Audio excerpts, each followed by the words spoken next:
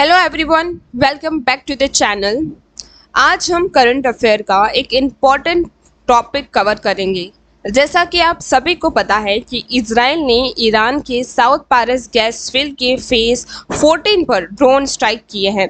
Specially एक processing unit को target किया गया, जिससे वहां आग लग गई और लगभग 12 million cubic metre gas per day का प्रोडक्शन रुक गया।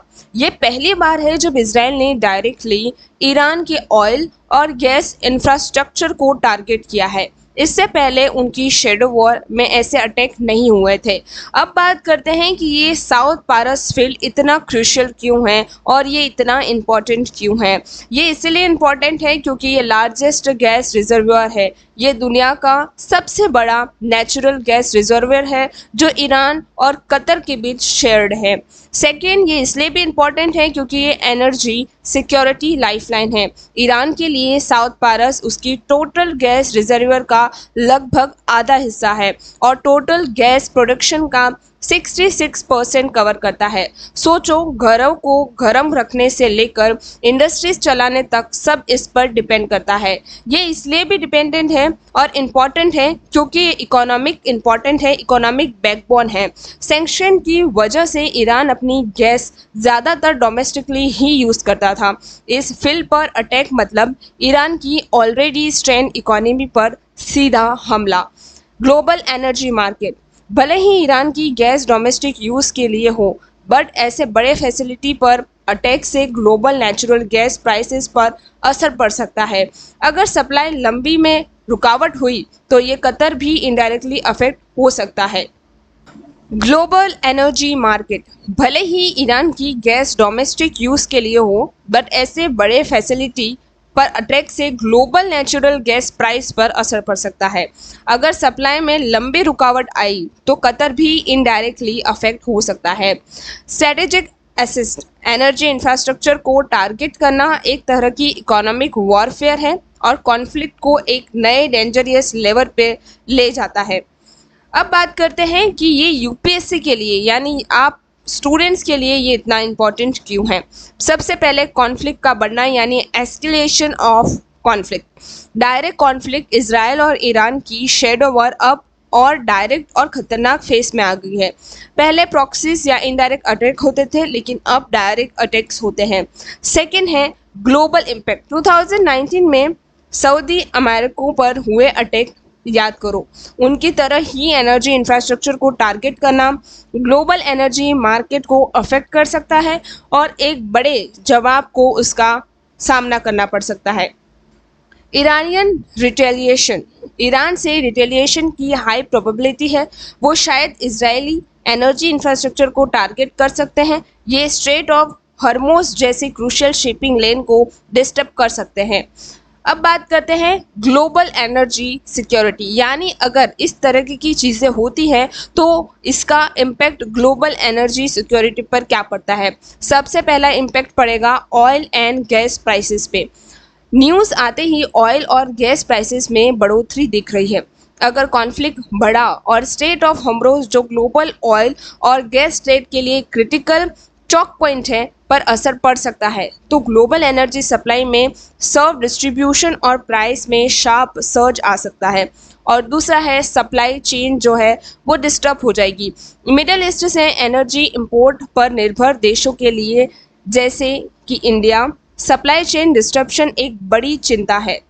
थर्ड है इंडिया पर क्या असर पड़ेगा, यानी इस वॉर का, इस सिचुएशन का इंडिया पे क्या इम्पैक्ट होगा। सबसे पहले इसका इम्पैक्ट होगा एनर्जी इंपोर्ट डिपेंडेंसी। इंडिया अपनी एनर्जी नीड्स के लिए मिडिल ईस्ट पर बहुत ज़्यादा निर्भर है। ऑयल और गैस प्राइस में कोई भी सर्च हमारा इंपोर्ट बिल बढ़ाएगा, इन्फ्लेशन बढ़ सकता है और ट्रेड डिफिक्ट को वाइडन कर सकता है। दूसरा, स्ट्रेट ऑफ हॉर्मुज़, हमारे 60% क्रूड ऑयल इंपोर्ट और काफ़ी एलएनजी यानी कतर से स्ट्रेट ऑफ हॉर्मुज़ से होकर गुजरते हैं। इस स्ट्रेट में कोई भी डिस्ट्रप्शन इंडिया की एनर्जी सिक्योरिटी पर सीधा और सर्व इम्पैक्ट डालेगा। इंडियन डायस्पोरा, वेस्ट एशिया में लगभग 8 मिलियन इंडियंस रहते हैं। एक बड़ा कॉन्फ्लिक्ट उनकी सेफ्टी और पॉसिबल इवैक्यूएशन के लिए सिग्निफिकेंट चैलेंज खड़े कर सकता है। इकोनॉमिक ग्रोथ पे क्या असर पड़ेगा? बढ़ती एनर्जी कॉस्ट और ग्लोबल अनसर्टेनिटी इंडिया की इकोनॉमिक ग्रोथ ट्रेजेक्टरी को स्लो कर सकता है। अब इस पूरी सिचुएशन का इंटरनेशनल लॉ और डिप्लोमेसी पे क्या असर होता है? सबसे पहला है लॉ वायलेशन। एनर्जी इंफ्रास्ट्रक्चर पर अटैक इंटरनेशनल लॉ के वायलेशन और सिविलियन पॉपुलेशन पर इनडायरेक्ट इम्पैक्ट के सवाल उठा सकते हैं। डिप्लोमेटिक कॉम्प्लिकेशन, इस इवेंट से न्यूक्लियर निगोशिएशंस और रीजनल डी एस्केलेशन की डिप्लोमेटिक कोशिशें और कॉम्प्लिकेटेड हो जाएंगी। यूएन सिक्योरिटी काउंसिल में भी टेंशन बढ़ सकता है। अब बात करते हैं रीजनल जियोपॉलिटिक्स की। मिडल ईस्ट में इंस्टेबिलिटी और कॉन्फ्लिक्ट बनने की संभावनाएं हैं, क्योंकि अगर इसी तरीके से अटैक होते रहे तो ऑब्वियसली वहां पर इंस्टेबिलिटी होगी। ये अटैक इसराइल और ईरान के बीच सालों की एनिमोसिटी का कल्मिनेशन है, जिसके रूट्स ईरान के न्यूक्लियर प्रोग्राम, इसराइल की सिक्योरिटी कंसर्न और प्रॉक्सी वॉरफेयर में है। आप सभी जानते हैं कि इस तरह की सिचुएशन ग्लोबल इम्पैक्ट कर सकती है। अब बात करते हैं हिस्टोरिकल कंटेक्स्ट, यानी यूपीएससी के लिए बहुत ही इंपॉर्टेंट है। 1979 का ईरानियन रिवॉल्यूशन। शाह ने ओवरथ्रो के बाद ईरान ने एक थियोक्रेटिक और एंटी इजरायली स्टैंड अडॉप्ट किए। Second, proxy network. Iran various proxy groups को सपोर्ट करता है, जैसे हेजबोला, हमास, हौतीस और ईरान में मिलिटियस, ताकि बिना डायरेक्ट कन्फ्रंटेशन के इन्फ्लुएंस एक्सर्ट कर सके। और थर्ड है न्यूक्लियर प्रोग्राम।